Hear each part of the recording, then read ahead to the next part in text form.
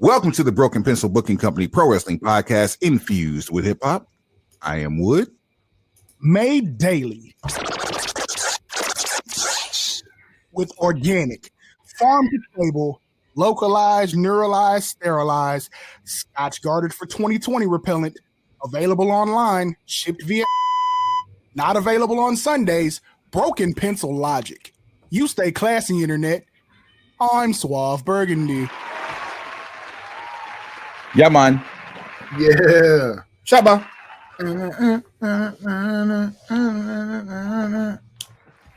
Some of you caught that and some of you didn't. And for those of you who didn't, this ain't for you. Even though everything's for you. I mean, it can be for you, but like, don't be selfish. Everything we do for you, pencil pushers. So, previously on the Broken Pencil Booking Company Pro Wrestling Podcast and radio show infused with hip hop, we was doing shit. Was that? We were doing shit. Yeah, we was doing. What you talking about? We were doing all type of shit, you know. We were. That's what we do. While the show was going on, we talked about Santos Escobar. And his absence and possible appearance on AEW television that Wednesday. Right. Well, because one of his coworkers had just done the same thing. Well, we'll come back to him in a second too, because that story, that the idea that was going to happen at age like breast milk. Dude. Right. Not long after we finished recording that last episode, Santos Escobar re-signed with WWE. I mean, different, but if whatever works for him works for us. So yeah, there it is. I'm in no position to debate you about what you decide to do when it comes to earning money.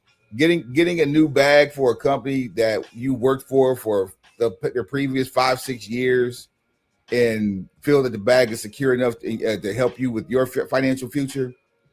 You see the name of the episode, Rich Ninja Problems. That's where we at with it. So sometimes good things come to those who wait.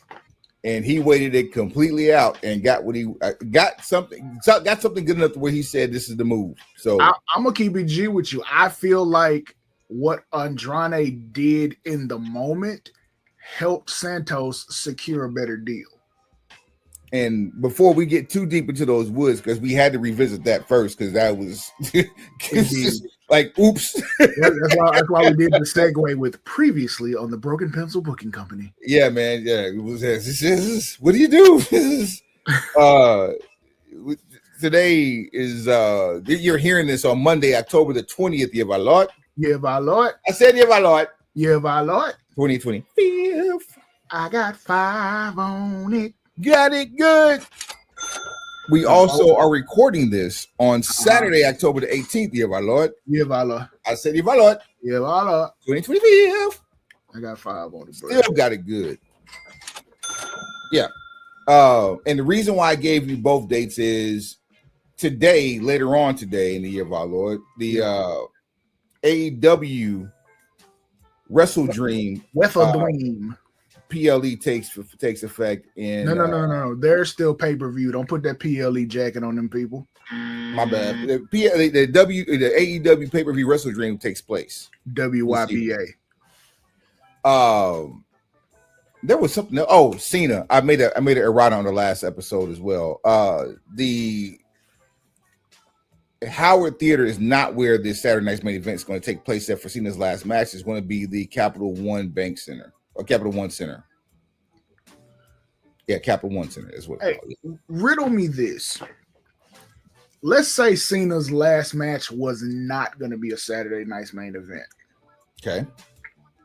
And Boston had not played with Cena's name the way they did. Do you think we could have filled any sort of a stadium for Cena's last match? Like a WrestleMania light? Here there's only one venue that I know that probably would be available during that time frame. And pardon me while I open up this blind here, because I need some more sunlight. Rich people problems. We all need more sunlight. Vitamin D is free. No, it's not. No. 18 years. 18 years. Touche. Thank you, Kendrick, for putting that out in the atmosphere. That's funny. The only place I can think of, with the exception of bowl games, which I'm sure they could have did a workaround with this one, is San Antonio's Alamo Dome. So don't think we could have pulled that off in the East Coast? Weather-wise, if you're not talking Florida, nah, and even Florida, where would you put it at? Miami's going to be busy because it's bowl season. Tampa, football season. You're not going to have that kind of you have to look at Tampa's football schedule, make sure there's nothing going on at Raymond James, and then be able to erect a WWE set worthy enough of calling it Cena's last match. And then on top of that, you need construction time. Not to say they couldn't pull it off or don't have enough collateral in their trucks right now to do what you're talking about. I just don't think it's feasible from a logistics standpoint. I agree with everything you just said, but at the same time, I'm fantasy booking, so just ride with me on this. Okay, so all the things are taken care of when we got them. Where do we go? Right, essentially, who is it, daddy? What does he do? Basically, where can you go, and is it possible to fill it? I feel like I already know the answer to one of those questions. So, considering most of the stadiums on the East Coast, for whatever inexplicable reason other than weather advantage, are open. So the new Meadowlands is open. MetLife. MetLife. I'm a 90s kid who watched ESPN. Everything's in East Rutherford, New Jersey. Literally everything. Everything there is the Meadowlands. I don't care what you name it. Yeah, it's just like with AT&T Stadium. I'm not gonna refer to it as anything. It's Jerry World. It's Jerry World of Cowboy Stadium. That's it. That's all I'm calling it. I don't care who has the sponsorship. I don't even know what the Rangers' new stadium is actually called. It's the ballpark. It's Globe Life. So Globe Life Field. Globe Life Field. Right there, you go. Is the new one Globe Life Field? I believe, if I'm not mistaken. You're the baseball aficionado between us. Speaking of, bruh. We never talk this serious about baseball. Shohei Ohtani. Say, I heard about it. I didn't necessarily watch it. Dear God, he put on a performance of a lifetime. He put on a performance of a generation. That's crazy. I don't know if we'll ever see what he did last night done ever again in baseball. I saw it with Trav. I was like, Shohei Ohtani is the greatest baseball player of all time, and I'm like, that's. And mind you, he almost got banned. He almost got banned. Beginning of this season, it was almost a wrap for him. And that goes to show you, like, some of these air quotes rules are not as beneficial to the game as you might be able to sell it.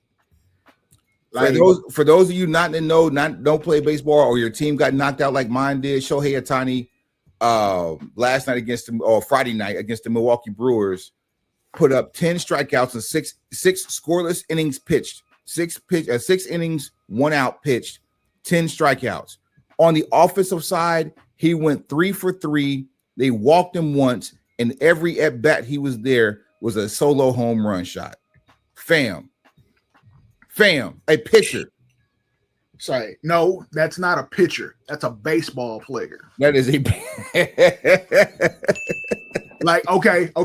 I give you a not as good example. Scat Pack, Cam Scatterboo. that kid is a football player.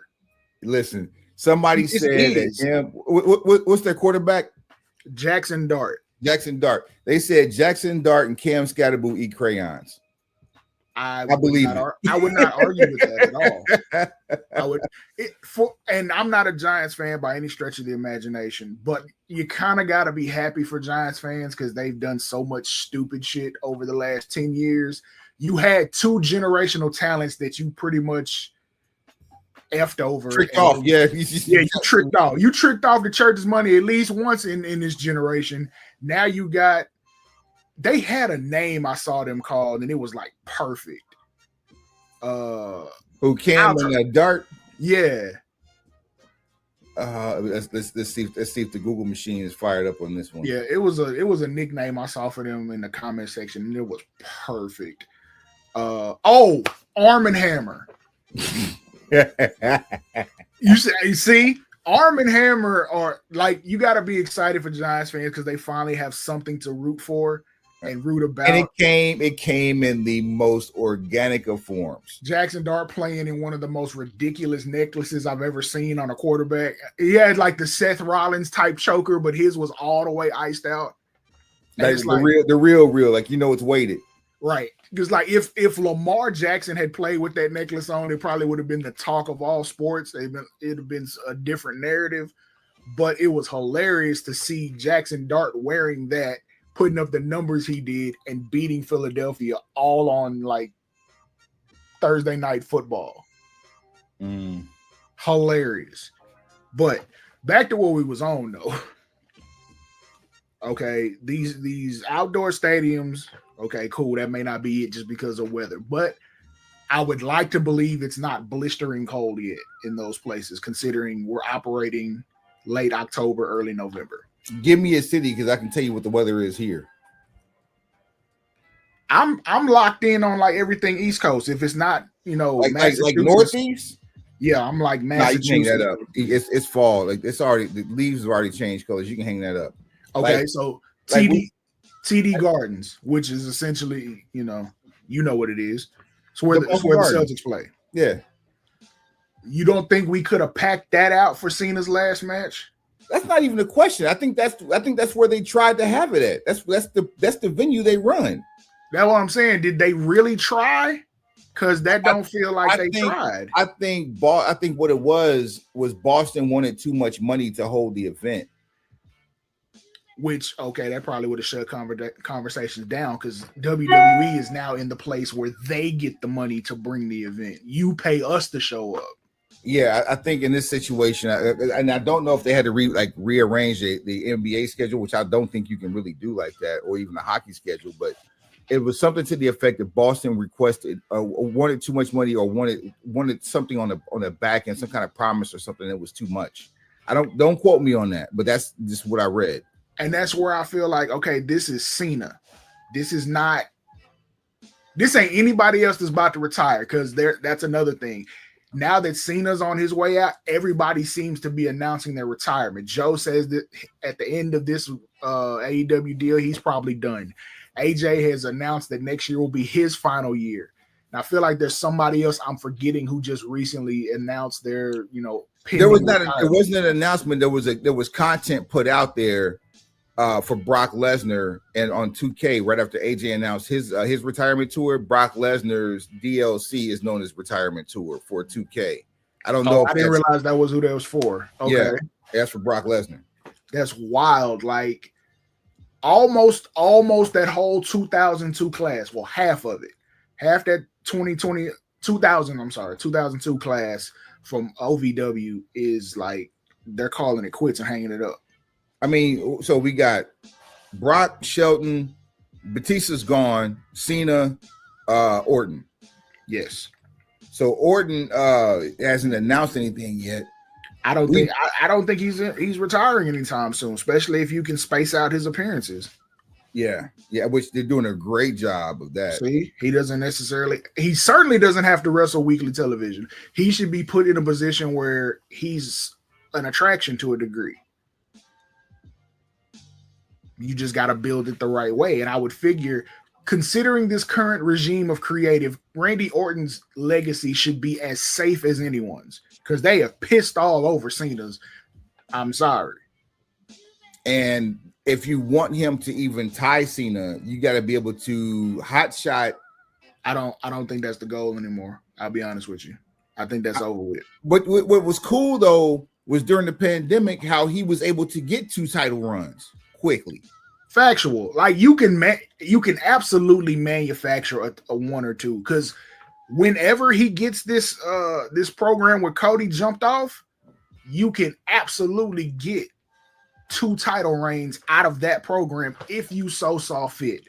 Or if you want to bring back like the gauntlet matches where there's a new champion for like 15 seconds. Like you can stat pad if that's what you're trying to do. Yeah, so like if you do it like a lottery, where if it's a champions gauntlet match and the champion doesn't have the advantage, i.e., going last, then you have the champion draw like 2 or 3, defeat him, and then the last man is the last one that gets the pin ends up with the championship. So then you could possibly have 3 champions before the end of the match, but you're probably only going to have 2 new champions before the end of the match.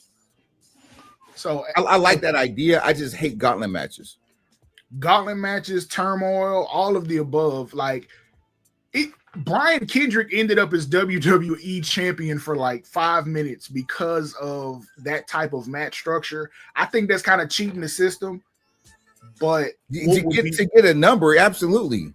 On the cool, what I would like to see is where are we with Orton? 14?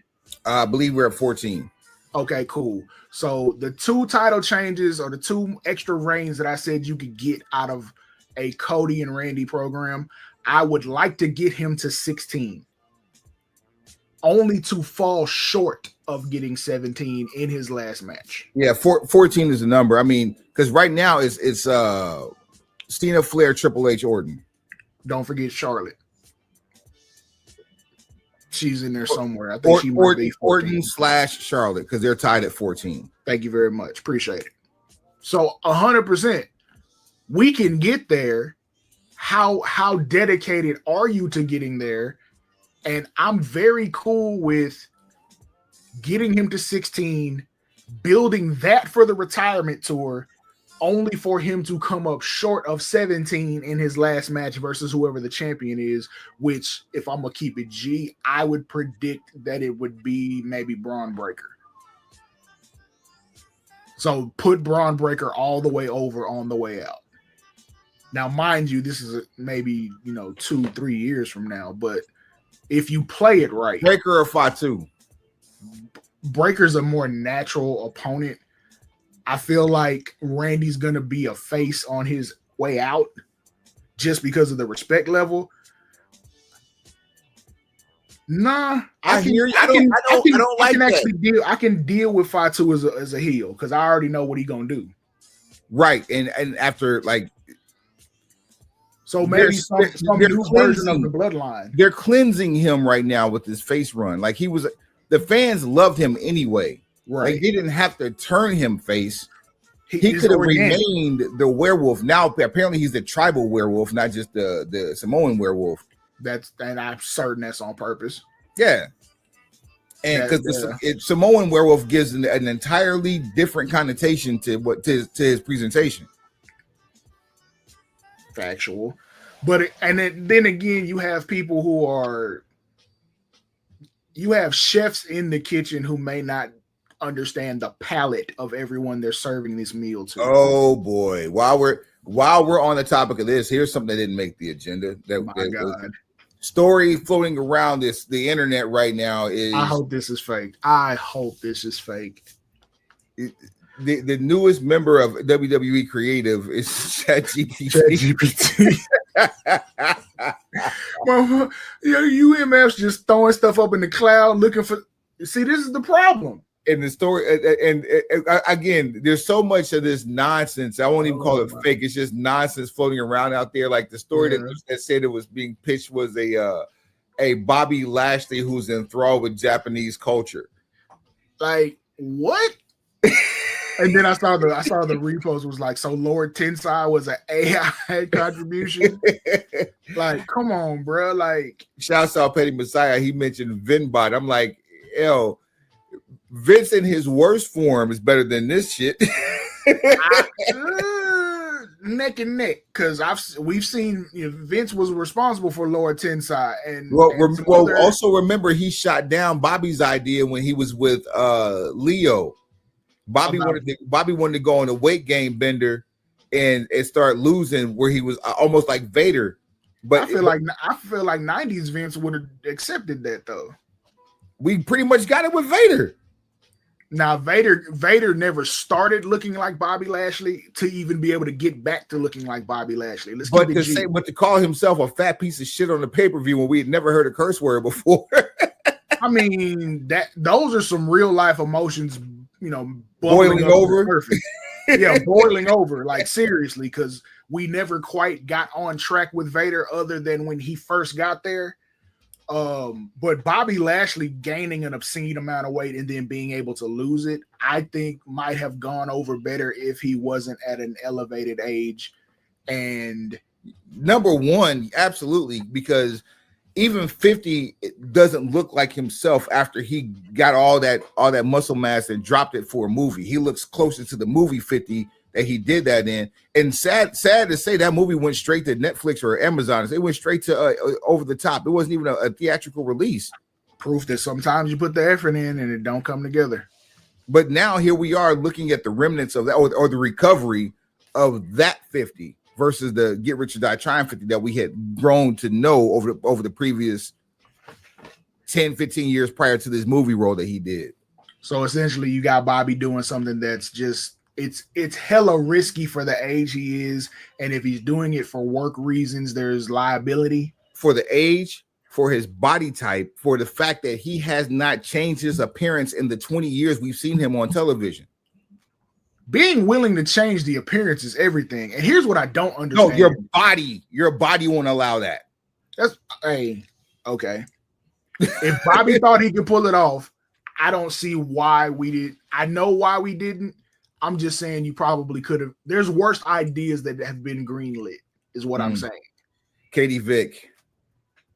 Rusev's cook situation. Yeah. Turn Rusev into a cook. Like, come on, fam. Like we do have things that have gone completely awry that should have never been ironically included Bobby Lashley. Schmitsky baby kicking. Yeah. May Young and May Young, the same page. May Young giving birth to a hand. Like we have seen JR having his own head shoved up his ass. Oh boy. Like there have been some absolutely awful things greenlit that were way worse than JR fired for having Bell's palsy.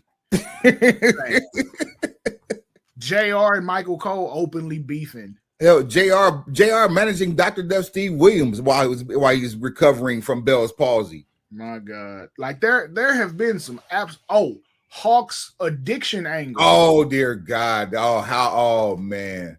These are just all off the top of our head. That was almost unforgivable because of how Hawk went out. Kai and Ty, choppy, you're the PP. Hell, Mexicools. Oh my God, the whole existence of the Mexicools is one huge. Come on, bro, you can't do this. Anyway, Kerwin White.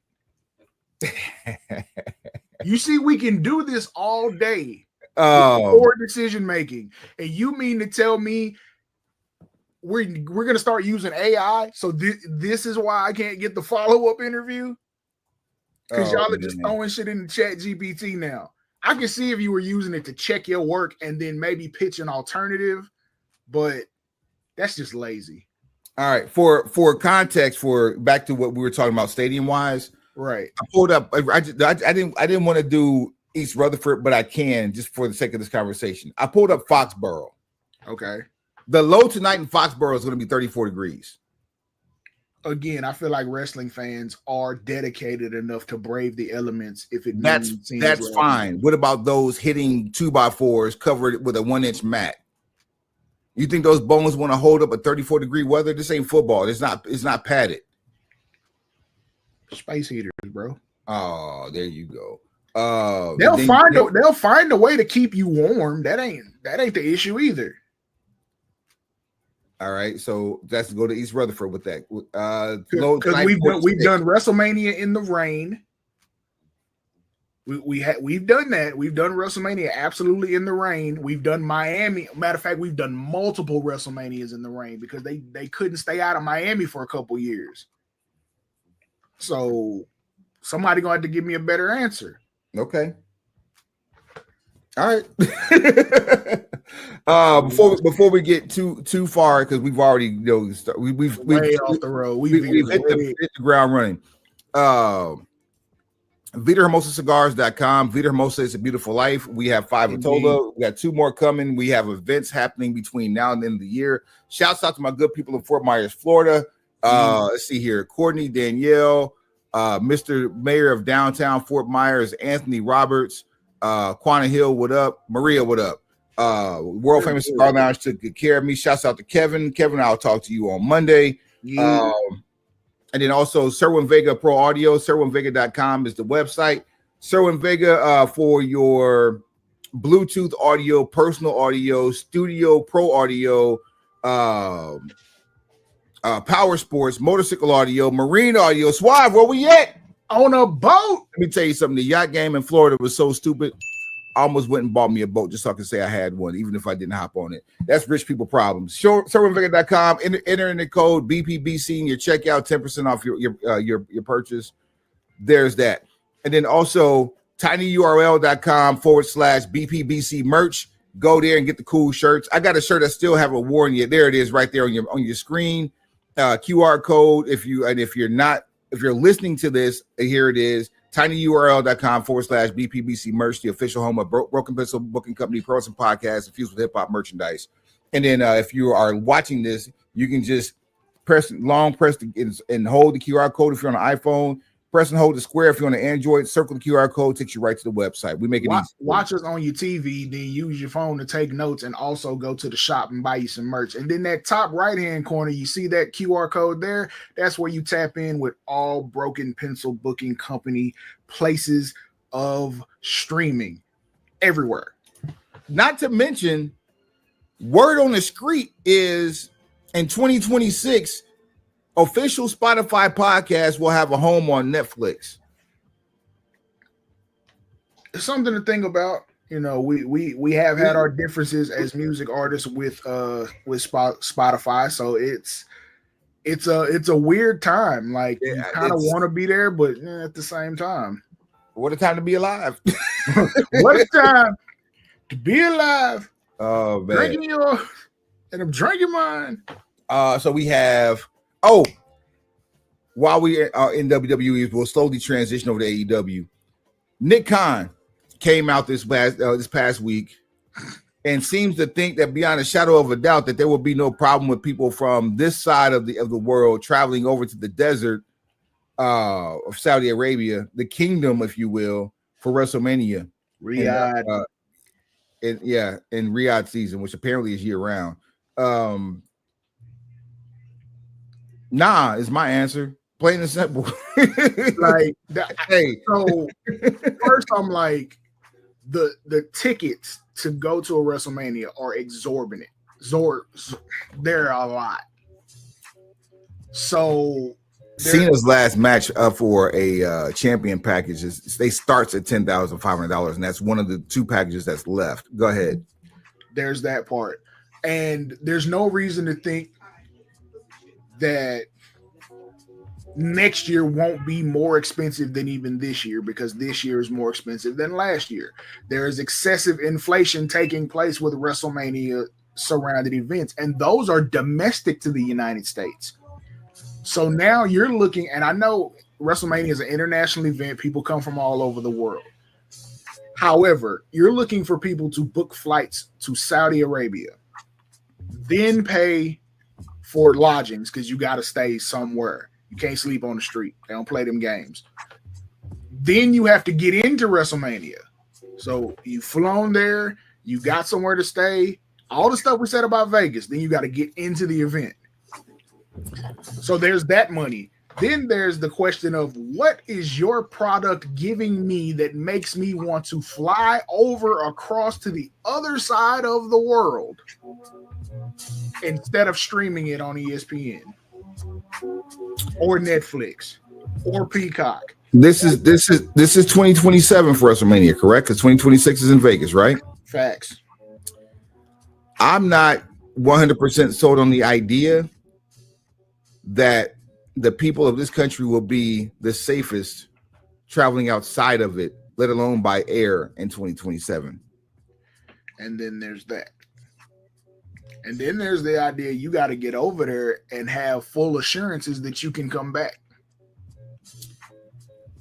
A lot of people won't, because they'll bring their industrious habits, wink, wink, along with them, and they'll realize that's not the place for any of that. This ain't that. You remember the first Crown Jewel we call Crown Fool? Yeah, and there's a reason we call it Crown Fool. What was the main thing we saw in the front row? Dignitaries with choppers, gold ones. Gold ones. Gold. There's a certain type of individual that you have to be to have to hold one and be around gold choppers. So that begs the question to the untrained eye: who are you more afraid of, the guy with the all gold chopper or the guy he's protecting? The answer is yes. The answer is yes. And I don't think a lot of, certainly domestically here in the US, but even some of the outlying countries that always converge on the US for WrestleMania, I don't think they're ready for that type of culture shock.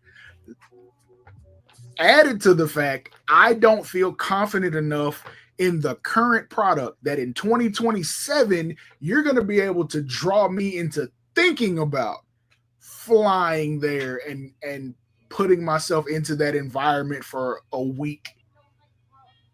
Knowing the WrestleMania, knowing how the cards have been put together for Saudi over the last 7 years, I'm not sold on the idea that I even want to go over there to be disappointed by what my who ain't gonna win booking in my head was gonna look like. Because Saudi is gonna pay for some stuff that we will never see. Yeah, one that we'll never see. Two that we didn't think was possible, or ending up. Three should have never been suggested. Or suggested or greenlit for that matter. Because I just got a feeling we're gonna say stop, no, and don't a few times during that WrestleMania. Everybody wanted to see one more match from Shawn Michaels until you saw it. And it was a tag team match, and it wasn't good. And the wrong person got the wrong injury. So you put the Attitude Era in the ring in Saudi, and everybody left hurt. You're not going to go. You're not going to go find the remaining pieces of ECW to bring them back for one more night stand. Yeah, I am fond of everything in ECW from probably 95 to the time it closed. You're not going to get another Raven Tommy Dreamer match in 2025, and nor should you. And if Paul Heyman, the mastermind behind ECW, wants you to let go of it, who am I to not listen to the person who birthed the baby? The Dudley Boys just let it go, and that's even probably 15 years too late. We hadn't seen Devon, I don't think, in a match since he left WWE after that last run that they had. Bubba has been doing Bubba things, but to see Bubba Ray or Bully has been doing Bully things, but to see Bubba Ray and Devon together as a unit, we knew, especially after the Hardys got the NXT tag belts, we knew the titles weren't going to change hands. We didn't know what kind of match we were going to get out of them. The match was actually pretty good from everything that I saw. I haven't seen the match, but I also know Devon had his whole spine replaced damn near. 25 years removed from the original tables, ladders, and chairs. Here they go with one more table match to end the Dudley Boys' career. Yeah, I don't need that. The benefit of the tape library is to go back and live those moments when you feel nostalgic. It does not mean that you have to bring that energy to 2025 and try to recreate it for a new audience. I hate that about Hollywood. I hate that about wrestling. Some stuff just doesn't need to be rehashed. I don't need you to try to make another version of Sandlot. I'll go watch Sandlot when I feel like watching Sandlot. You're killing me, Smalls. Yeah, I'm not so sold on the idea of anything old is new again. I don't want to see Brock Lesnar versus The Rock. I don't want to see The Rock versus John Cena. I don't want to see. No, I take that back. I would take The Rock versus John Cena during Saturday nights during this like retirement match just to. I'm talking 2027 in Saudi. Oh no! if it's anything, is we're gonna finally get Roman versus Rock like we were supposed to get at 40. I don't want to see another Stone Cold match ever. I ain't gonna lie, I would take a Stone Cold Steve Austin match under the right circumstances. But it's about who. I want to see Austin versus Punk. And so that begs the question, like, where's the star power at? Because, like, Roman, I mean, here's your daily acknowledgement. Roman, Punk, Kung Fu Panda for what it's worth. If he's amicable. Boys, same with Punk. Nah, but see, okay. No, you're right. I ain't even gonna try to make a case for it. Punk been hurt just as many times as Rollins in the last 2 years. Oh, I wasn't even talking about injuries. I'm talking about mental capacity. I mean, naturally, you don't want to miss out on a bag like that. But Sammy could not even go to Saudi until 2 years ago. I mean, well, times have changed. He can go now. Get on the plane. Punk done already been, so that's over with. By 27, you would think you would have pulled the trigger on Breaker being some form of champion.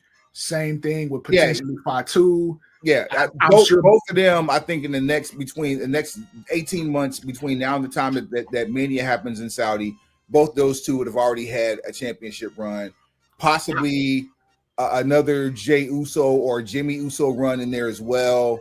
Possibly another Volta run because he'll be back. Because you got two shows, 2 titles. You got Royal Rumbles and Money in the Bank situations that have to take place between now and then. I would assume Jacob Fatu is going to be in the mix with that somewhere. You're going to have one thing we know for sure. You're going to have to invest in new stars by the time 27 gets here because there's no way you can take 2025's current product and fill anything.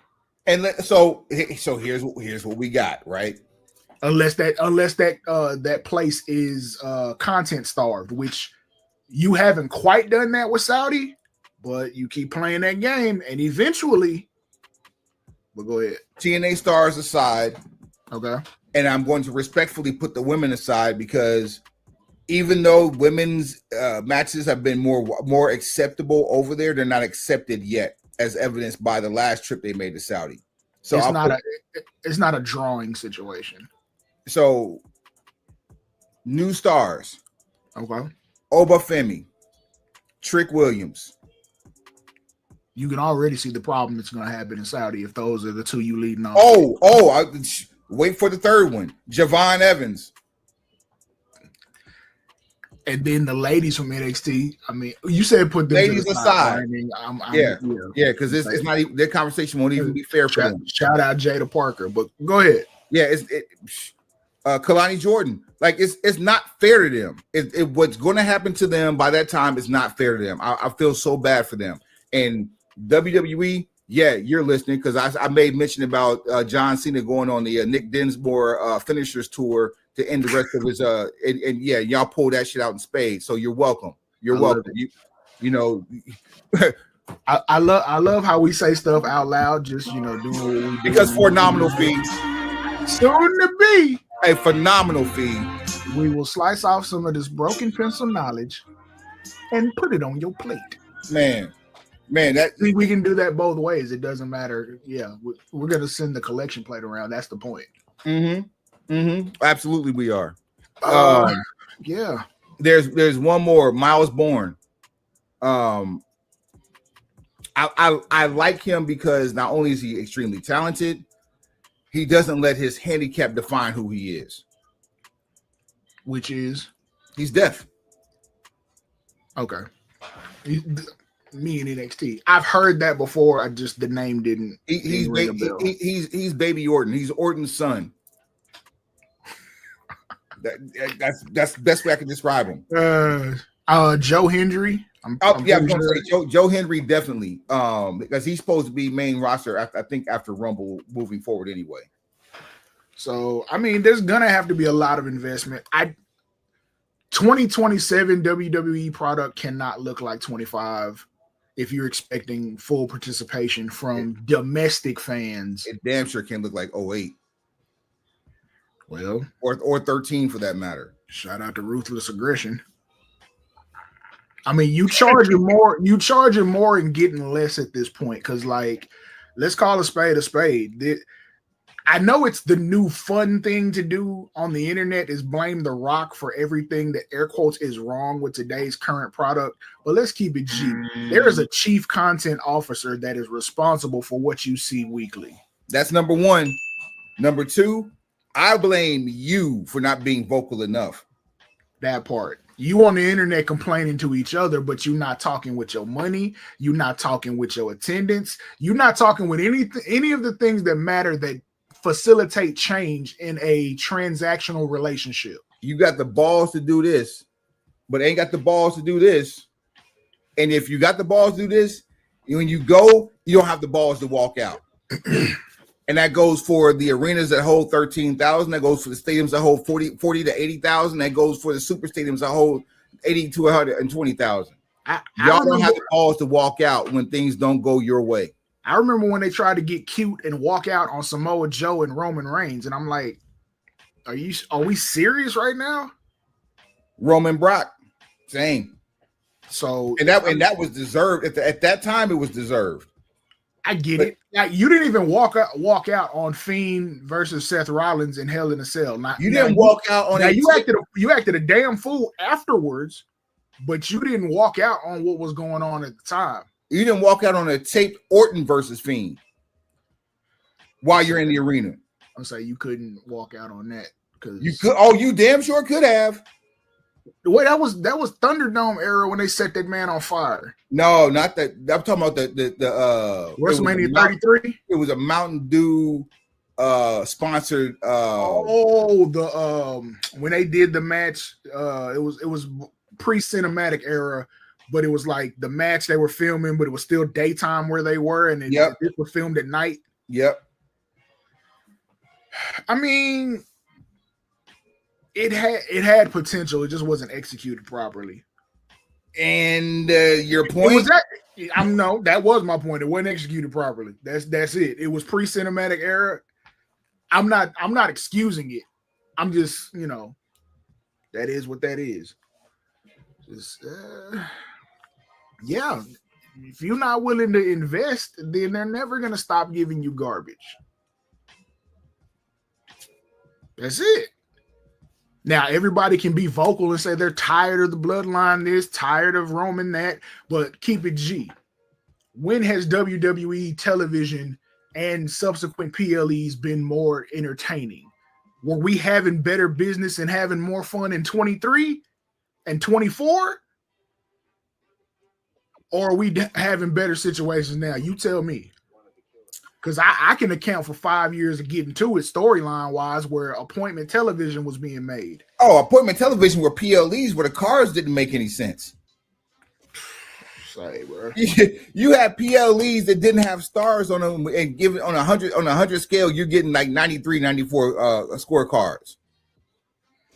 And then you had over on NXT, there was a damn near decade stretch where, and I say damn near because it stopped, where you could not miss an NXT PLE.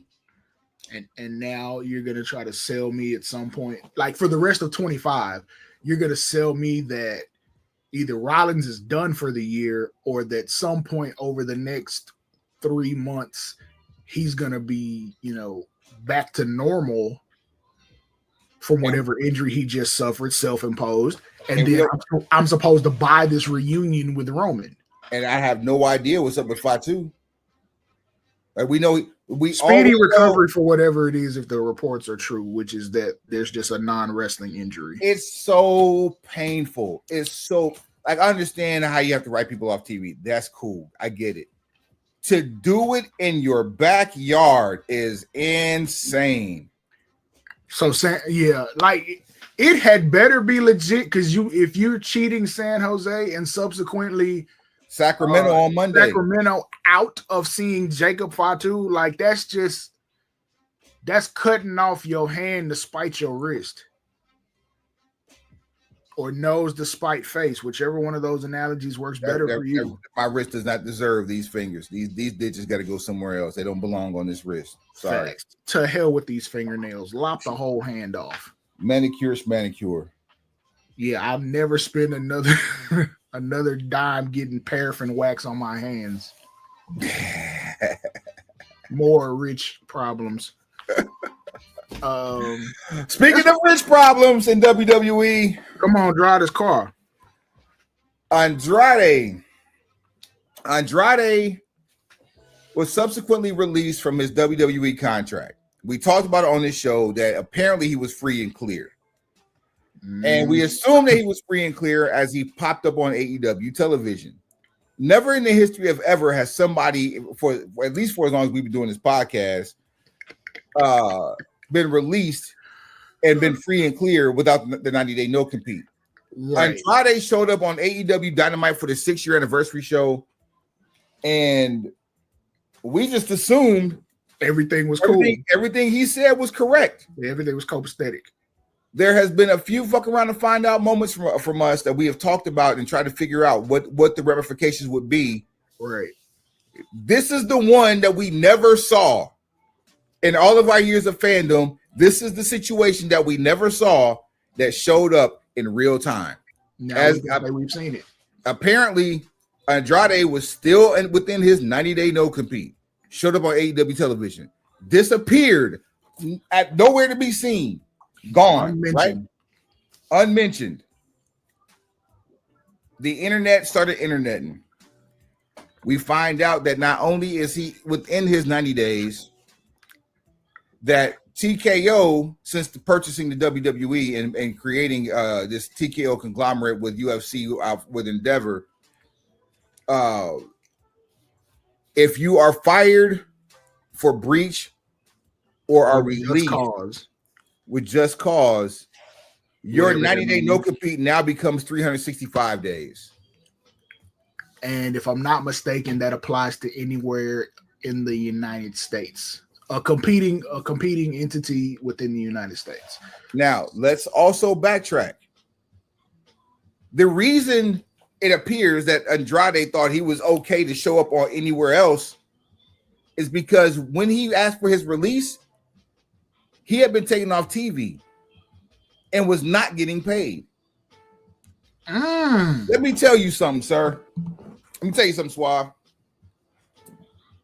What you're not going to do is tell me that I got to be somewhere, you have nothing for me, and the last thing I'm going to get is a paycheck, and I can't go make some money.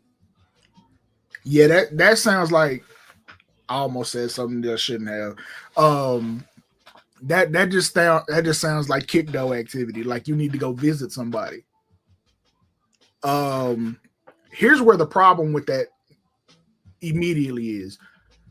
For all of my life, professional wrestlers have been categorized as independent contractors. Yep. There is so much wrong with that it's a whole episode by itself.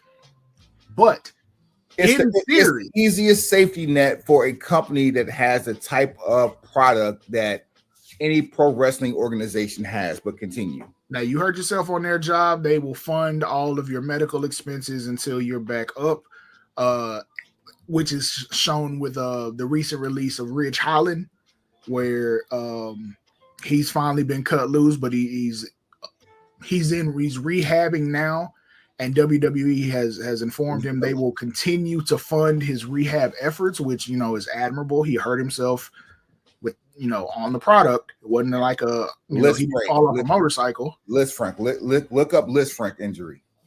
So there's that. Wait, hold on. There's one that you didn't know about. Who?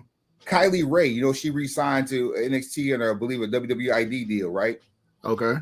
She was released while pregnant. Yikes. And they paid her $500. That's trash. Also alleged, thanks to internet scuttlebutt, it's alleged. But meanwhile, Ruby Soho hasn't been seen on TV in AEW in almost 2 years.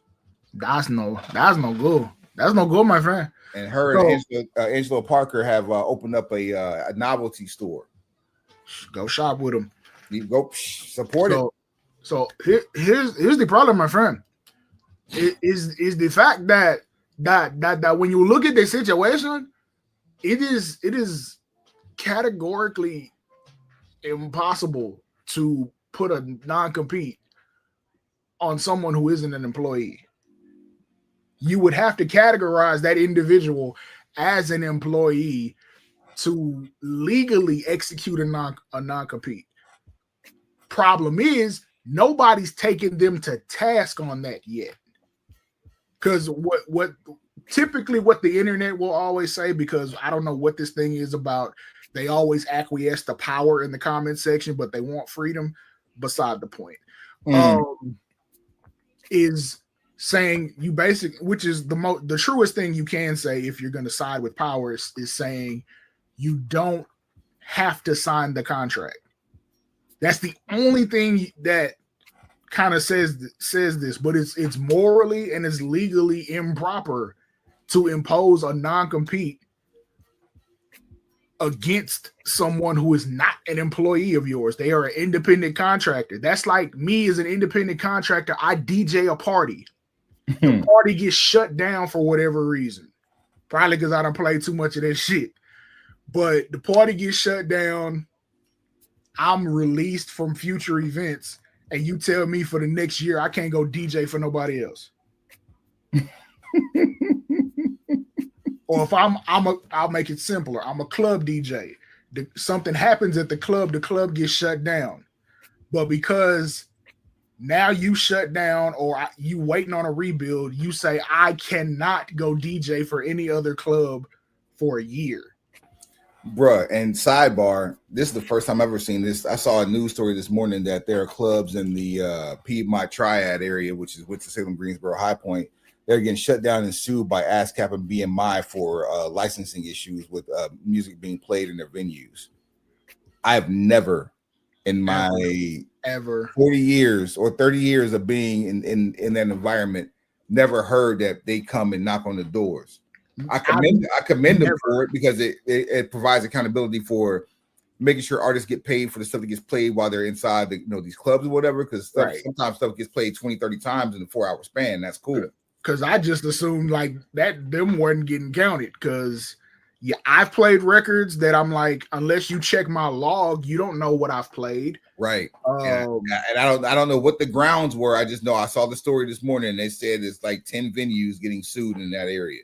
I mean, if the artists are actually gonna, benefit from it, cool. I'm all for it. If it's another issue where the industry's benefiting from it, kiss my ass. To hell with you.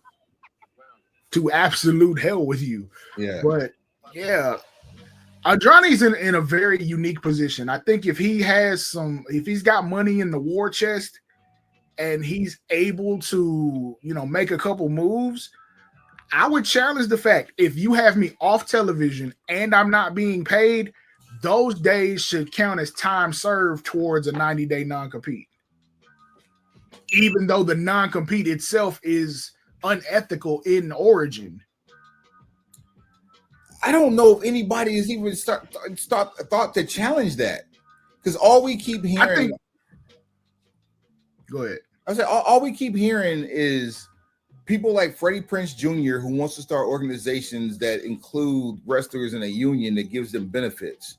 That was the whole theory that AEW was trying to run with before they launched. And insurance for wrestlers and employees and the whole nine.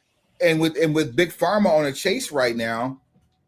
Like privatize, how can you privatize the public?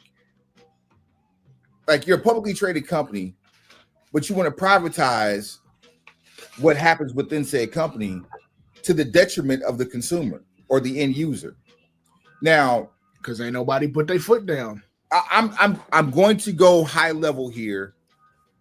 For those of you who are in the medical industry or medical insurance industry listening to this, mind your damn business. I'm going high level and giving examples. Okay. if BPBC Championship Wrestling decides to put insurance for all 8 of its stars, the main eventers. No, that's the roster. We can only afford 8. We ain't even got no tag team champions. 32 combinations of matches is about to happen here. Y'all gonna have to deal with it. We running tournaments every week. Championship tournament. It's King of the Ring every week at BPBC Championship Wrestling. Yeah, and 2 people they're not going to be there every week. So just understand, y'all can get some long ass matches. In order for Joe Blow's Healthcare to give us a blanket policy that's going to cover these, a group policy that's going to cover these athletes, because we want to provide for them. Right. They may charge us $1 and say, "Hey, your policy, your policy is going to be $1. It's the most expensive dollar ever, but it's going to be $1." Mm-hmm. We're going to cover 10% of that dollar for the athlete. So they still got to come out of pocket 90 cents every time they go to the damn doctor, or not, or have their paycheck rather. Now $1 seems very high, or it's very low, right? But it's not so low when your paycheck coming from us is only $2 a week, or $2 every 2 weeks. So now half of that is going to give you the benefit, but because of the type of industry that we're in, you still got to come out of pocket 90 cents every time you follow me. Yeah, I'm with you. And it's only because of how they will insure you based on your ability to, or inability to stay healthy for longer periods of time. Right. And because this is also a high risk occupation. That part. I mean, I'm with you. I understand how the sausage is made, pause. But it's just, Andrade is in a very unique position. I'll keep saying that, where if he wanted to get down and really hammer some stuff out, he could legally. And here's the part I'm most concerned about. Like we've been talking about, the stars, the big names, they're starting to age out. I don't know if I don't say I don't know. I do know you don't have anybody who's going to come into these situations and be able to demand changes in an agreement. Like that list is probably like 3 wrestlers long. Who? Give them to me. Only because of current value and trying to look into the future. I would say Breaker. Ooh, that's a good one. I would say Fatu. I would say Rhea Ripley. Damn. Rhea could push the limits and say, I'll sign this new deal. She's young enough that she'll get another deal. I'll sign this deal, but no non-compete. And somebody got to be the first. You got to set a precedent. Breaker could get away with it. Breaker has the lineage of people that would encourage him to get away with it. 66 and 2/3% chance that he'll be the first one to get it done. Steiner math. And if it's Rhea Ripley and Roman Reigns up there, then now it's 140 and 2/3% chance, because now his chance is exponentially increased. Right. Roman don't give a damn about getting a non-compete release, because he ain't finna leave and go compete nowhere. He gonna leave and go to Hollywood if he go anywhere. Or he gonna go home and enjoy his family. Random cameo. You feel what I'm saying? He gonna go home and enjoy his family after the Street Fighter movie. So he wouldn't demand that. Like, I don't see any more stars coming that would be able to make that demand. Brock Lesnar could, but Lesnar don't give a damn about working dates. And he's not reliable. That's the thing. When he's there, he's great. But when he's not there, and of course, we don't know. He's not. I won't say reliable. It's available. That's the ability I was talking about. I feel like his reliability and availability are based on his payability. If you can get the money to him, he there. When have you ever heard about Lesnar not being there when the check cleared? Hell, he's been there when the check cleared and has been home before Raw's ended. You see what I'm saying? Like if we really talking about it, he might be the most dedicated because he ain't missed no days that he was supposed to be there. It's just that somebody pay him what he was owed. Yeah. And Andrade, not only is he the ripe age for this type of activity, but he's got at least 15 more years ahead of him if he stays healthy. And I think he's a star. Even if it's not on American soil, with CMLL getting active with AEW, getting more visibility because of the AAA situation with WWE. On the cool, that's where I would send him. Him and Mystico is gold. Like Tony Khan can facilitate the deal that way to where he can go to CMLL, do all his stuff because it's not in the United States, but Tony Khan is basically footing the bill for him to be there so that when the non-compete is up, I can bring you back on television because we already have a deal in place. Yeah. Yeah. And speaking of which, who did not do their due diligence to know that this man could not be on AEW television yet? There's a lot of moving parts there because it's not like Andrade was talking to WWE. It's not like Tony Khan didn't just take Andrade's word for it because that had to be what happened. Like, hey, they're not paying me. I've been released. Let's make this work. You have a whole legal department though who is supposed to figure that out before you put pen to paper on bringing him back or anything else. I'll go so far as to say I don't see a legal department. I see the legal team of Farrah and Farrah on payroll. Either way, there's a team in place. There's somebody who didn't do what people like that are supposed to do.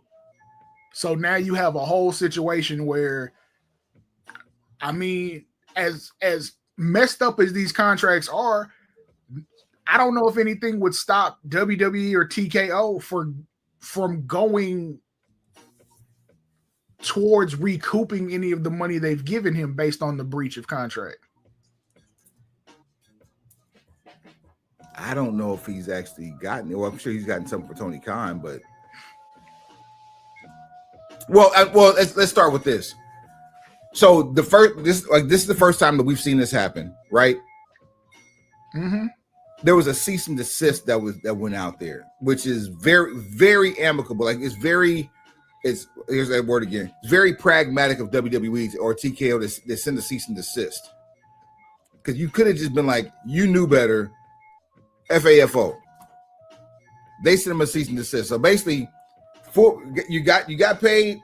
We'll see you in a year.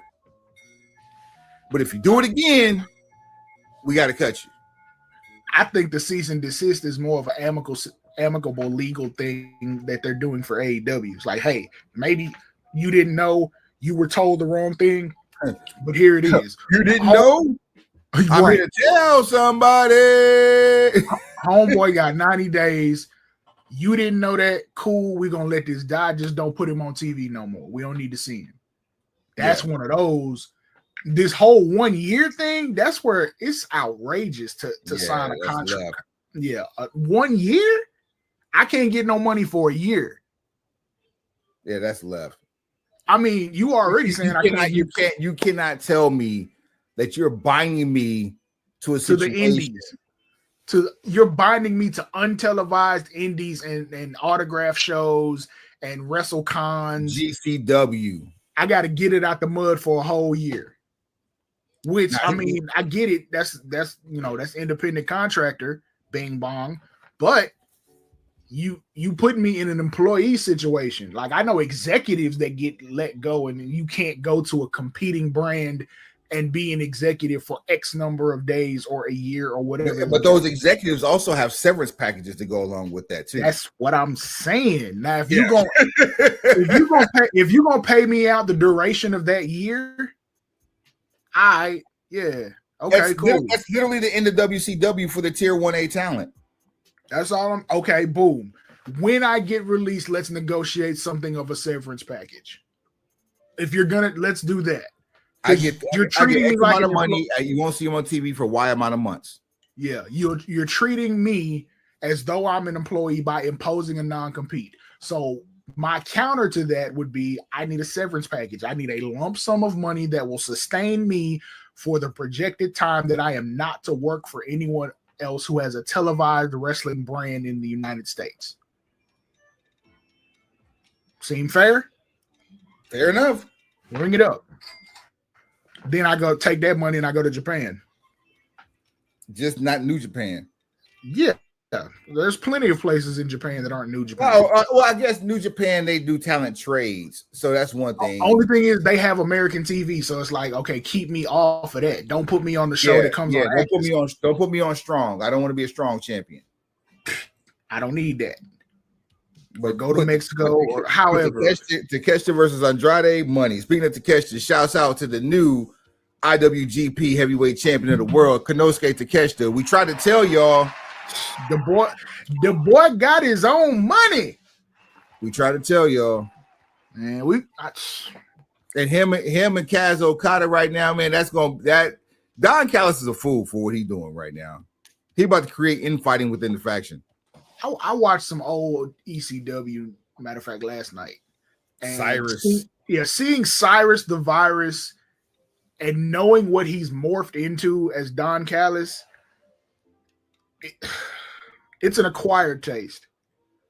Now, what they're doing with the Don Callis family is almost comedic. Here's the thing with AEW that you gotta learn. You cannot watch that show and assume everything is presented to you as a serious matter. Some of this is parody. Some of this is creative license. Some of this is improv comedy. So if you look at wrestling through that lens, the Don Callis family is like a parody of every wrestling faction ever. It's a parody of the Heenan family. Dog, I was just about to say, not just a parody, but Don Callis is being a parody of Heenan himself, being on commentary during the matches for his faction. That fool Tony Schiavone asked him on Dynamite the other day. He said, "You got a screwdriver in your pocket?" Don said without hesitation, "No, I'm just happy to see you." and then Don and Bryan Danielson have this "I'm not supposed to like you" attitude, but those two on commentary simultaneously, some of the best stuff on TV right now. It's better than Vic Joseph dropping hip-hop bars and confusing Booker T. I'll put it like this. Aside from the in-ring product, the actual wrestling from bell to bell, about 80% of what you see on AEW Dynamite and Collision, which I still have not started back watching 100%, is for shits and giggles. The in-ring product, that's where you're writing a love letter to the modern wrestling fan that lives in the chats and lives in the message boards. Like, I get it. I understand it. There's essences and nuances of the original ECW everywhere. I used to think that statement was asinine, but when you go back and watch older ECW with no prejudging, no bias, you realize, like, yeah, it's only about 8 people on this roster that's really like that. Three ways and four ways don't happen without ECW. Period. Facts. But look at the roster that was when ECW was at its highest. Look at what the roster looked like. You had Raven, you had Tommy Dreamer. Your champion was Shane Douglas. You got Shane Douglas with his franchise character. You had a reinvigorated Bam Bam Bigelow. You had Sabu and Rob Van Dam. Yeah, Sabu and Van Dam. You had New Jack, and then certain iterations with the Gangsters. Certain iterations with the Dudleys. That part. Joel Gertner and his, Well. yeah, Joel Gertner and his word porn. How did we get the greatest value Joel Gertner with Val Venus? How did we get to that from Joel Gertner? I will never understand that. That's the only reason Valve because that's what happens when wrestling companies use hand sanitizer before they put people out on TV. Bruh. That's all it is. It's a sanitized version of Joe Gertner because you couldn't go all the way that far. Like Simon Diamond had like an accompaniment or like a bodyguard whose name was Dick. And Cyrus went out of his way to make those type of jokes. And the pay-per-view I was watching was November to Remember 99. And then you have Simon Diamond cutting this promo, and because his bodyguard is named Dick, he gets to say, "My dick is," and then you fill in the blank after that. Like just childish nonsense. To a 17-year-old, it's hilarious. And you have to have you have to understand that type of lens when you're looking at AEW. And I think if people took it that way, maybe part of the internet wouldn't be so critical of them. Now I get it. We say all the time, we watch shows that feel like they underdeliver or they're uninspired or whatever the case may be, but we don't constantly berate the product. That's not. Yeah, that's because we know when you had piss and vinegar and you had a lot of sweat equity into building up a product, you had time to think about what fans resented and what they didn't want to see. So for like the first year and a half, even 2 years, even with the pandemic involved, AEW Dynamite was appointment television. Facts. And I had made a decision at that time to watch AEW over any version of WWE. I was going to watch them first. We ended up losing NXT on Wednesdays because of how dope AEW was.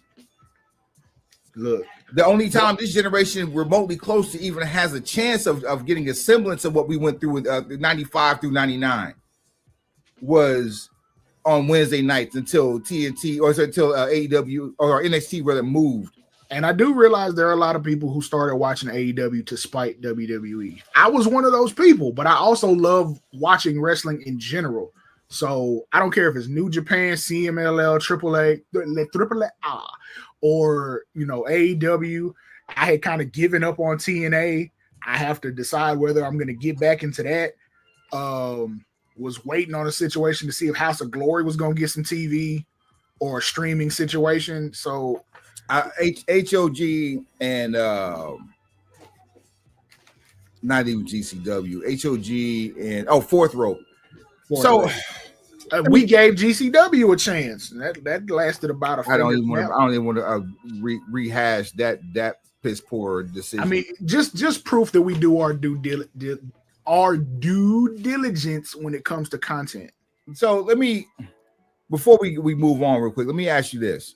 Sure. We have AEW /CMLL, WWE /NXT /AAA, New Japan, and then of course you have like all these amalgamations elsewhere, right? Right. Now think about boxing. Okay. Each, I guess, promotion, each boxing promotion has its own promoters, managers, if you will, right? WBA, WBC, WBO, IBF. And we have people who carry the championships for all of those organizations, right? Why are they not competing? Like if you bother to create a championship and a ranking system and rules and have referees on staff and medical on staff that represents each one of those organizations, how is it that you can make a decision? You can come to a vote with all the boards of all four of those. Now I know there's more than just the four, but with all four of those organizations to say this match or this bout is going to be contested under IBF rules for all four belts, a unification match, a unification bout that features me versus Suave Burgundy. Because money don't give a damn who make it. If that's true, then why don't we have AEW? And I know the answer to this is because it's scripted, it's predetermined. But why don't we have WWE champions coming to AEW? I mean, Wrestle Rock was that the one where they had all of the organizations coming together, and the promoters couldn't figure out who they wanted to win. So Super Clash or whatever. Super Clash. Yep. Yeah. It was 3 of them, but the first one, the third is what ended it because you couldn't figure out if Lawler or Von Erich was going over. I mean, there's so many things to consider, and television time / streaming and all of that, it's real estate. Nobody wants to give up real estate to someone who is either on the level of them or on the rise. So you see every one of these partnerships, there's a dominant and then there's a submissive. Everybody chill. Those are just the words I used. I'm in the car with you. So everybody. So, okay. Here's how I know the internet isn't real. I just saw your lower third outside. You feel me? Yes. Iron Man match. I refuse to lose. We can go as many falls as you want to. I'm not jobbing out. But you get to be like, don't check your bank account, Rich. just swipe. I don't care what it is. Just swipe. But you have the wrestling community now that is shading TNA because they feel like this resurgence and this new wave that they're on is WWE related and they couldn't have done it on their own. However, I did not hear any of those complaints or see that type of motion created when TNA had a partnership with AEW, or Impact had a relationship with AEW. The production value didn't go up the way it has now. The turnout was not what it is now. There wasn't very much crossover other than maybe Kenny playing belt collector. Well, Christian Cage did with the TNA title. The fact you can count everybody on one hand is an issue. The back and forth was what Kenny, Christian Cage, the Good Brothers, and how many TNA stars were prominently featured on AEW television that weren't already AEW contracted talent? I'll wait. You never saw Moose on AEW television. It was only I'll tell you who it was, because Moose, that's what Moose had signed that basically remainder of his career deal. It was a 7-year deal he signed, so that we weren't going to see him anyway. I'm gonna tell you who it was. Who? It was Don Callis and the Good Brothers, who were already showing up on AEW television, almost like AEW contracted talent. So again, but at the time, Don was an officer at AEW at the time, or an official at AEW at the time. So that's what I'm saying. Like, yeah, out of that partnership, where did TNA really benefit? Because you didn't see TNA commercials running during AEW programming. They went stock down. They lost. You see what I'm saying? They literally lost and got talent bigger bags because they already had names. Nobody got made out of that. The idea was to try to get some light on TNA, to get TNA to be back to being that household name that it was. It worked the exact opposite. You have more people watching AEW for TNA talent than you have watching TNA for AEW talent. Because people were slumming. Money don't give a damn who make it, but the people who do. But the people that make money damn sure give a damn who makes it. They're not giving up real estate. AEW they send Kenny do the whole belt collector thing. Like, yeah, we'll send you one, but we not running no commercials, no ads. We're not trying to add to your viewership. If they happen to go watch you because Kenny is wearing the belt on TV, yeah, that's cool, because we doing some of the shit that people want to see. We're feeding our audience by seeing, multiple champions pull up on TV, or doing the whole Ultimo Dragon thing, carrying 9 belts. Because on the cool, and this leads into what we were going to discuss, AEW is the cruiserweight division in the main event scene.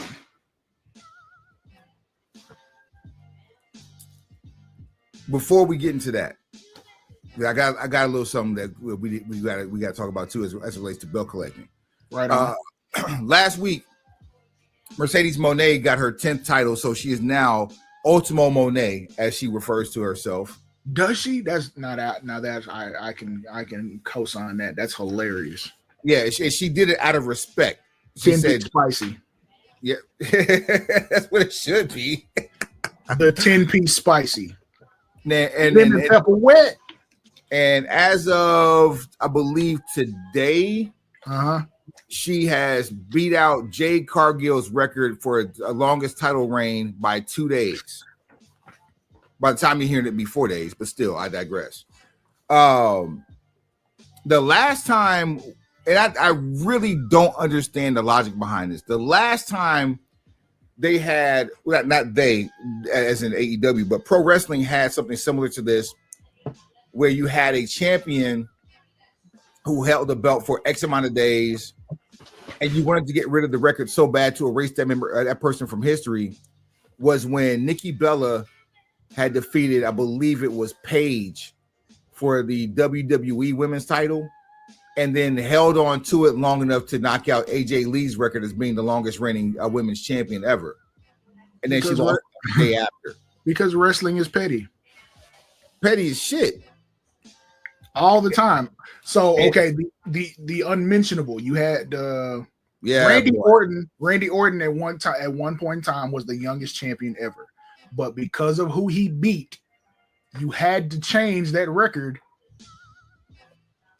just so it wouldn't be mentioned. So enter Brock Lesnar. Pause. And it continues every time. And then when someone leaves the company under less than amicable terms, then chances are whatever records they might hold will get smudged up and wiped away and forgotten. That's just how they operate. That's just how business is done, unfortunately. So Jade Cargill is just the newest victim of, backstage pettiness. We got to get this number off of Jade Cargill. We got to have somebody hold the title long enough that is an AEW homegrown product, or at least currently on the payroll, to wipe that away, because we can't have records within the company being held by prominently featured stars on another platform. There you go.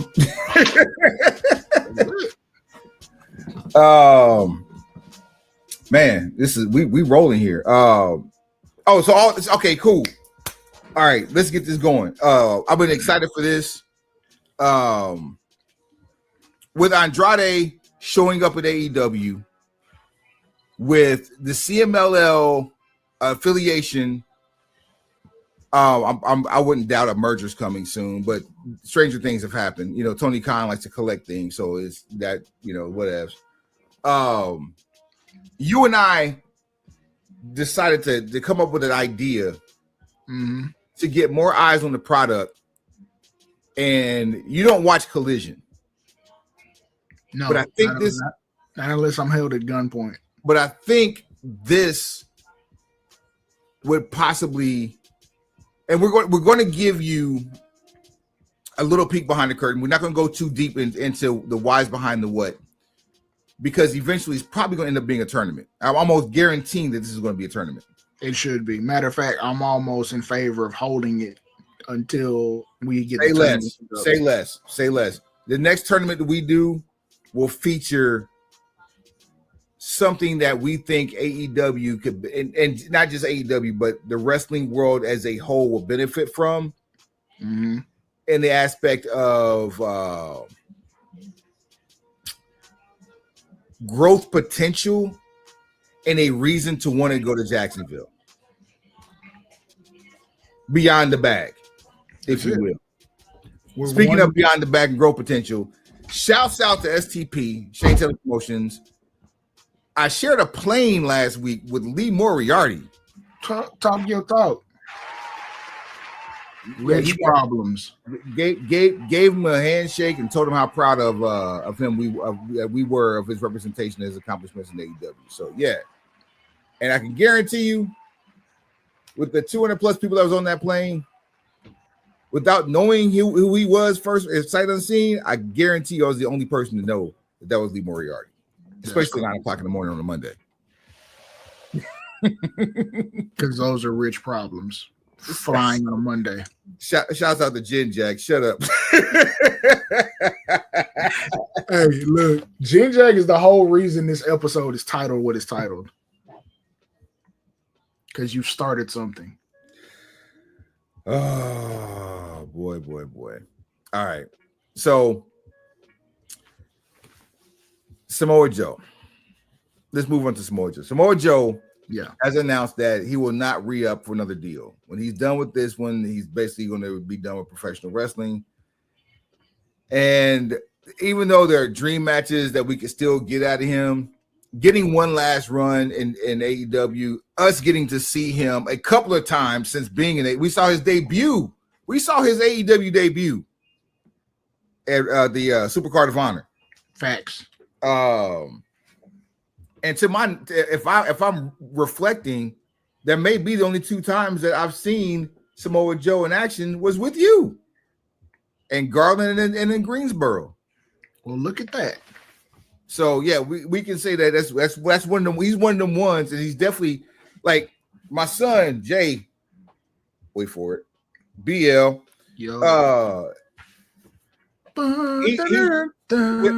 With kids for the Attitude Era talk about like The Rock is the greatest person or greatest wrestler of all time. Right? My cousin Trey talked about how Jeff Hardy's his favorite wrestler of all time, and I can't knock it because of the era. My son comes from that era where Kurt Angle from TNA is one of his favorite wrestlers of all time. And mind you, he was at the SmackDown when Drew McIntyre was called the Chosen One. Oh wow, that's significant. At September 2009 in Tulsa, my son was at that SmackDown. AJ Styles is of that ilk.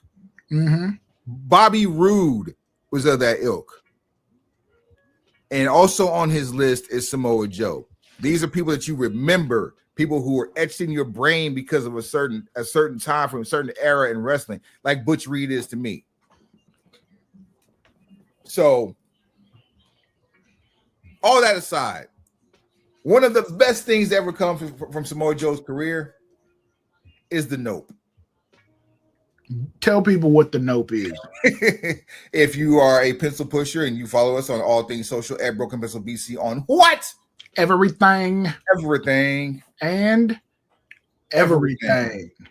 The Nope is a Christopher Daniels screw up where Samoa Joe decided to rib Christopher Daniels, and it became a thing across all organizations. It is actually a move.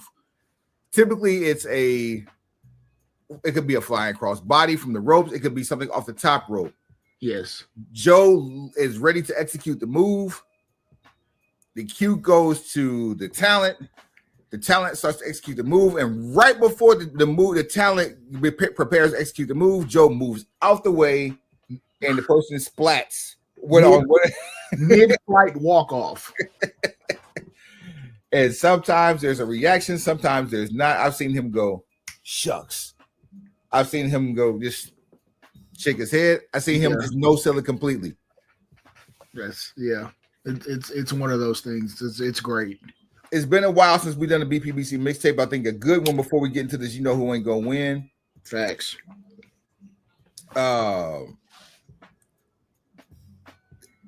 think we need to go into a mixtape of nopes that you want to see before Samoa Joe is done. All right. Now, granted, they have to be AEW or New Japan talent, even CMLL if you got some of those that you want to see. But I think we go 5 apiece. Sounds good. I'll let you do the honors. Give me Ricochet. Pause. I don't think we've seen a Ricochet nope. You know what's crazy? Along the same lines, I was thinking AR Fox, and not only did I see one, but I saw one last week too. So I'm like, you know what? You gotta get it. Can't get that one anymore. Give me Darby Allin. Yeah, a nope on a coffin drop is just that's appointment television. Yeah. Will Ospreay. That would be nasty. Just because I think it'll make me turn my thoughts about him around Jack Perry.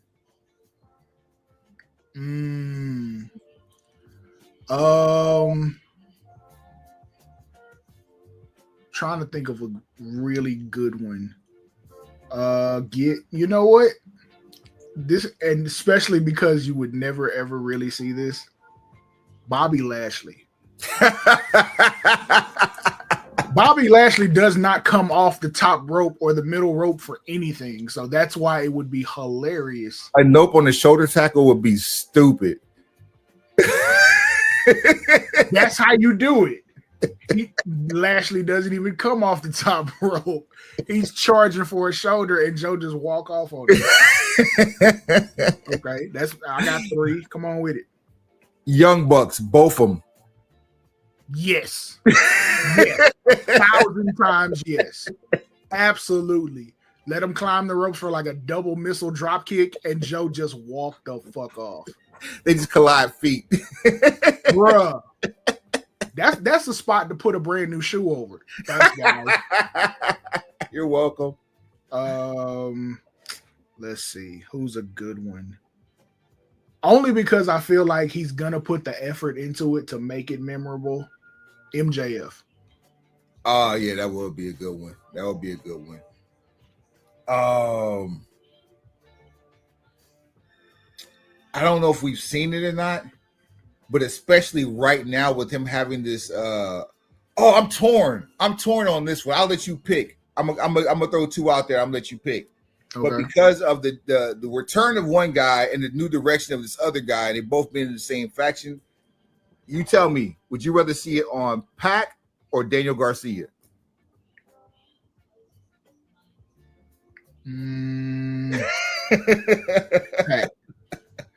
Pac. I think Pac would be more insane. So yeah, okay, let's go with Pac. Yeah, Pac-Man. All right, last one. Lance Archer. Gang. Murder Hawk. But see, I'm gonna keep it cool. Like Murder Hawk probably not doing a whole lot off the top rope anymore just because of that one incident. And age, but yeah. You see what I'm saying? Like, look, work smarter, not harder. Yeah, I stick with the Murder Hawk. All right. My last one, hologram. Too easy. Hologram is, I think he's only been beaten once since showing up on Collision. And he keeps getting more ridiculous with his move sets. Yeah.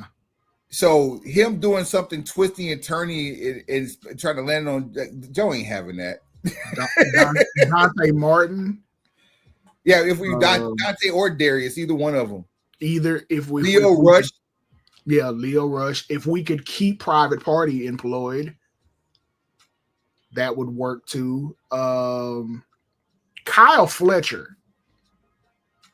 That's probably a really good one. But I tell you what, I got the one that's gonna top the whole list. Uh-oh. Okay, I'll do what you did. I got 2. You pick which one. First, Marina Shafir. Second, Second, Athena.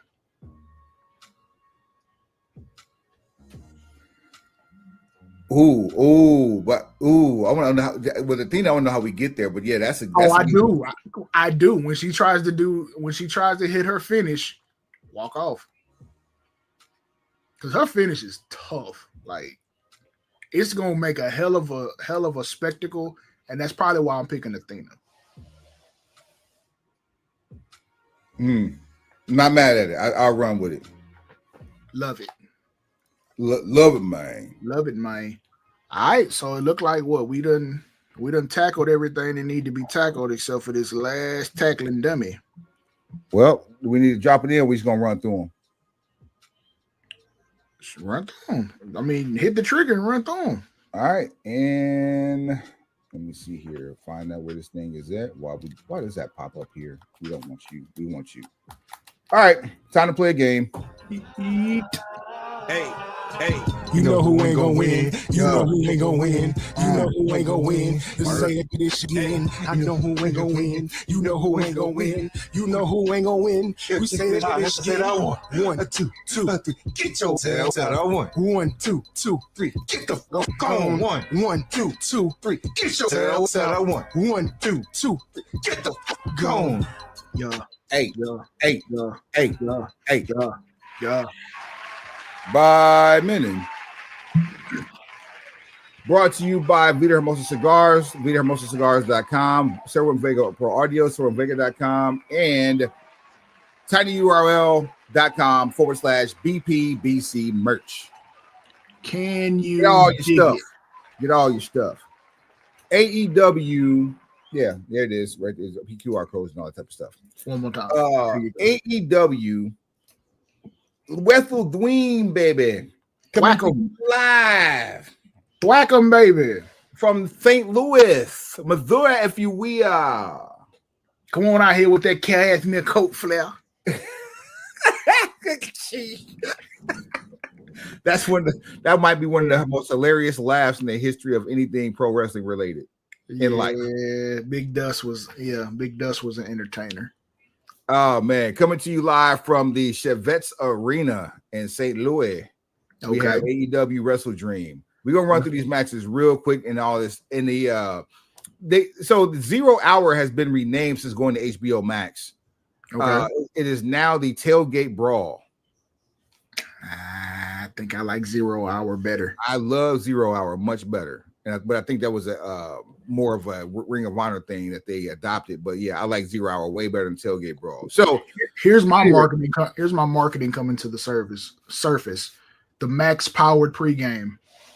I like that too, especially considering you got a couple of Maxes in the in the organization. HBO to the max. But go ahead. Yeah. All right. Kicking it off, FTR versus Jet Speed. Suave ain't gonna win. Jet Speed. I got FTR not winning this one. You think? Yeah, it's a pre-show. I mean, we got to keep them boys hot till Copeland come back. Yeah. You see what I'm saying? Yeah. I hate your logic, but you're right. I don't think I think Jet Speed ain't gonna win. All right. Eddie Kingpin and Hook versus a team to be announced. Well, unless you talking about bringing the Road Warriors back, I don't see them losing. You see what I'm saying? I'll take Kingpin and a Hook to win. TBA ain't gonna win. TBA will not win. All right. Harley Cameron and Willow Nightingale in a tag team match taking on Megan Bain and Penelope Ford, now known as Divine Vanity. Suave ain't gonna win. Divine Vanity ain't gonna win. I sure hate it too because Megan Bain deserves so much more. I really think Willow Nightingale is just like that.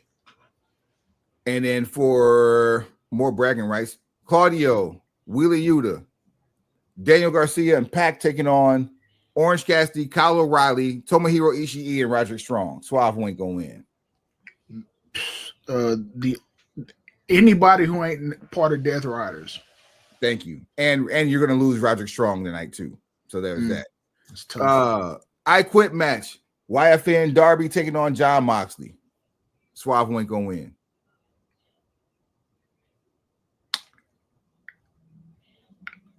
John Moxley ain't gonna win, but I'm also like really weary of I Quit matches ever since 99. Ever since they did what they did for Foley and The Rock.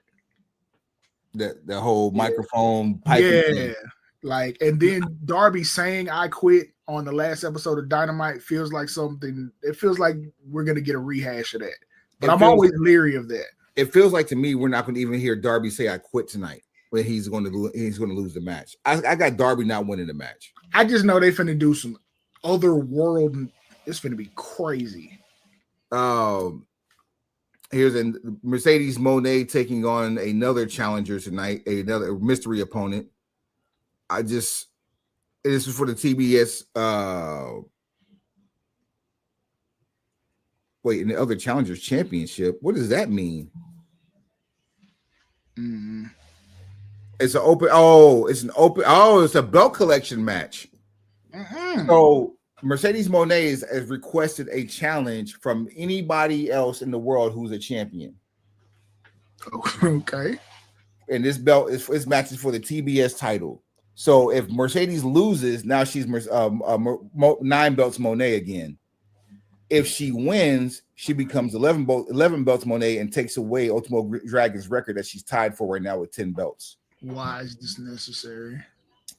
Oh, well, TBA, you're not going to win. Sorry. And you're going to lose your belt. Who would TBA be, though? Like, from where? I don't know anybody unaffiliated with the majors that we just talked about that's holding a belt. Wait, who's Ring of Honor's champion? Athena. Still? Yep. Can we finally do what I asked for? Can we finally do what I asked for? You want Athena to take all the belts or just one by one? One at a time. There can be it can be all of them or it can be one at a time. I really prefer one at a time. Yeah, them playing pluck would be great. They can play pluck for a year if they wanted to. And she keeps challenging back, going double. See, this is why Double or Nothing was so important. And All In would have been so important. You start her losing titles to Athena to where she's like, I'll bet the rest of them I have against what you have.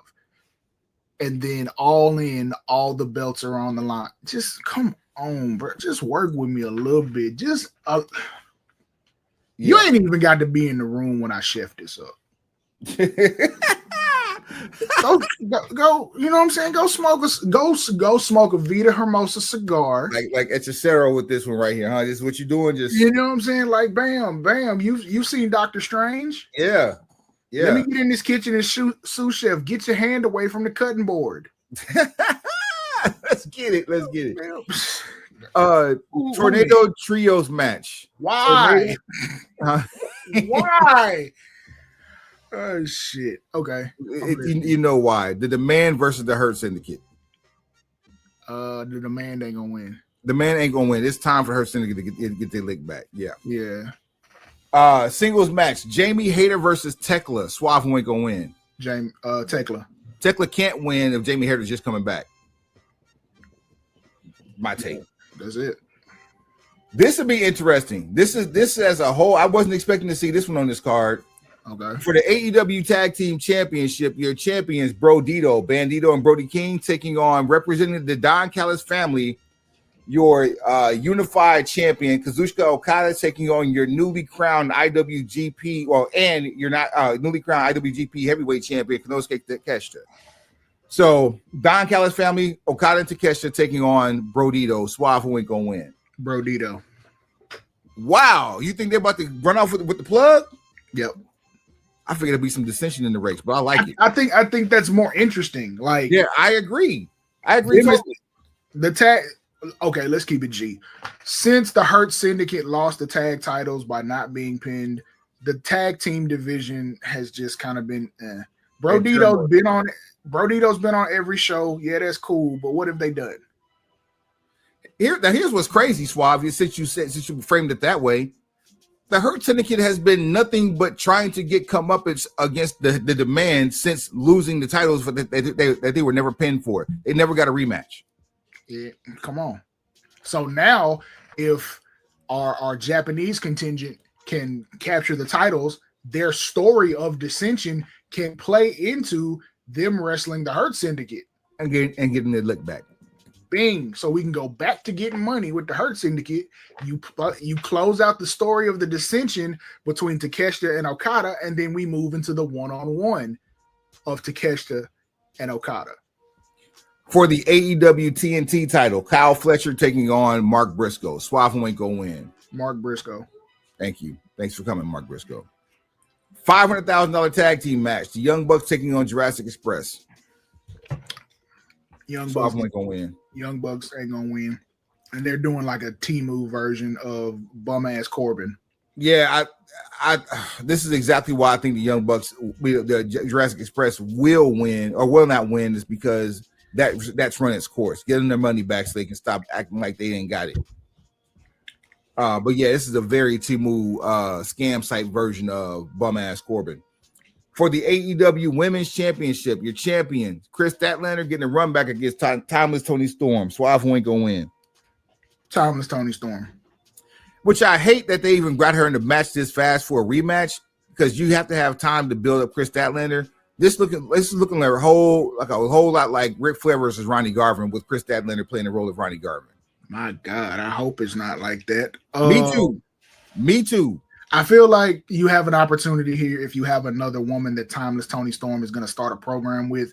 This is where you would have that person interfere, causing Tony Storm to lose. But because you can get 9 months out of run at Tony Storm doing something else and come back and she can still be viable for the titles. Really that simple.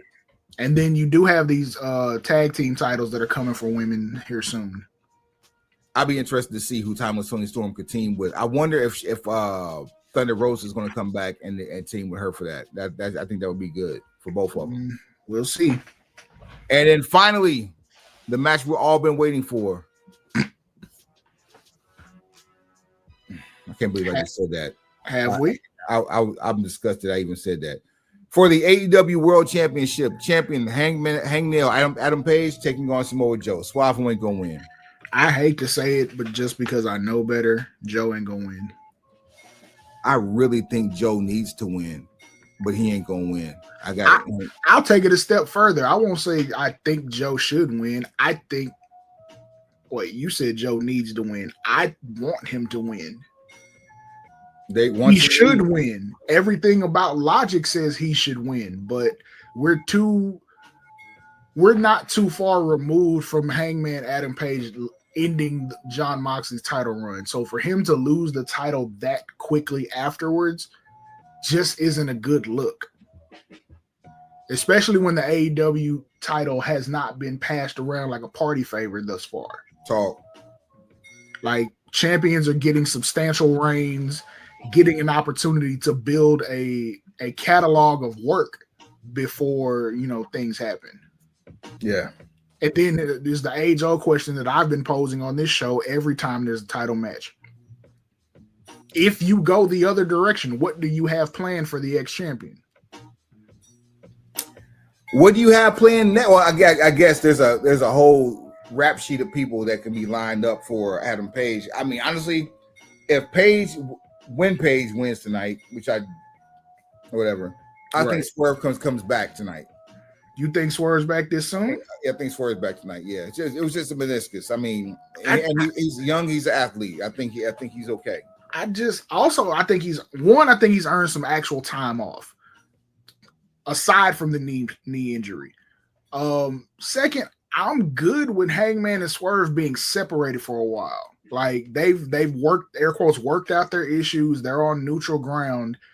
I don't need to necessarily see them together unless you can find me a situation where Page is outnumbered and he needs a tag partner, and that would be the return of Swerve to be that tag partner. And it needs to be an absolute surprise. Don't show me on Wednesday. I need TBA, and I need that TBA to last up until bell time. There it is.